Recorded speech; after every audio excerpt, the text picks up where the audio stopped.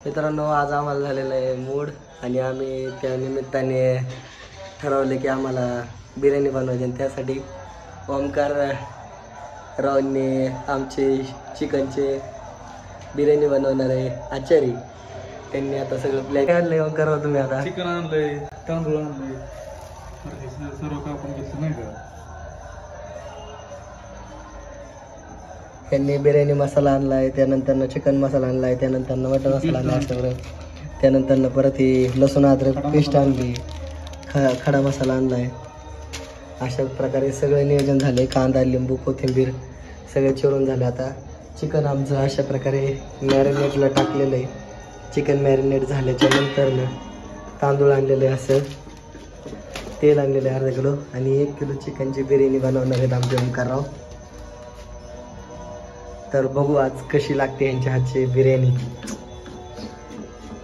अशा प्रकारे आमच्या ओमकाररावांनी म्हणजेच माझ्या नावकऱ्यांनी तांदूळ असं मस्तपैकी भिजवून घेतलेलं आहे. त्यानंतर चिकन मॅरिनेट झाल्यानंतर 15 ते 20 मिनटानंतर यांनी अशा प्रकारे असे चिकन वाफवून घेतले. चिकन वाफवल्यानंतर आता चिकन थोडं 70% बॉईल झाले, मस्तपैकी अशा प्रकारे फ्राय केले. आणि आता हे फ्राय झाल्यानंतर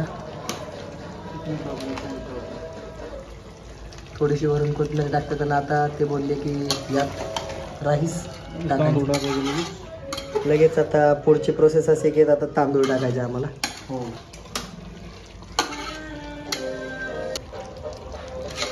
फायनली आता तांदूळ टाकायचं आहे. त्यात घ्यायचं तांदूळ. ओके ना.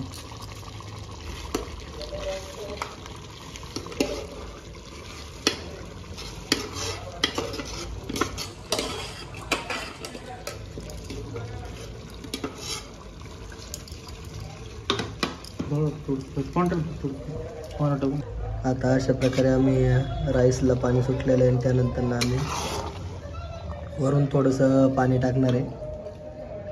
ओमकाररावांनी अशी फायनल स्टेजमध्ये ही बिर्याणी आणलेली आहे.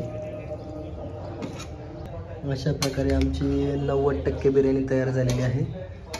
मित्रांनो, बिर्याणी आहे ते खाण्यात खूप मजा असते आणि आमच्या ओमकारराव तेच करतात. आमच्यासाठी स्पेशल बिर्याणी बनवतात. ऑर्डर वगैरे असेल तर आम्ही बिर्याणी बनवत नाही. हे फक्त मैत्रीसाठी बिर्याणी बनवलेली आहे. ऑर्डरसाठी तुम्हाला जायचं असेल तर तुम्ही बंटी शेटला जाऊ शकता. 750 रुपये किलोने त्यांच्याकडून बिर्याणी आणून खाऊ शकता. काष्टीतली सुप्रसिद्ध बिर्याणी बंटी शेट बिर्याणी. आणि आमचे बंधू सौरभ कोकडेंचीच बिर्याणी. आता हे आमचे मित्र ओमकारराव शिंदे यांच्या हातून एकंदरीत कशी बिर्याणी बनती हे खाल्ल्यानंतर कळेल. पाहून तर मन असं भरून आलंय. बघू, टेस्ट पण असेच बेस्ट लागली तर. एवढे मसाले यूज केलेत, अरे वा. मित्रांनो, आमच्या अशा प्रकारे बिर्याणी झालेली आहे आणि आता सर्व केलेली आहे. आणि मी, पप्पा, साहिल आणि ओमकारराव अशा प्रकारे बिर्याणीचं टेस्ट घेत आहे.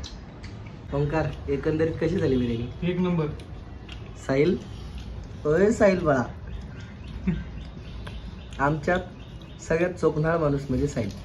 तो जर म्हणला ना भारी झाली तर भारी, तो म्हणला 1 नंबर झाली तर 1 नंबर. साहिल दादा, कशी झाली?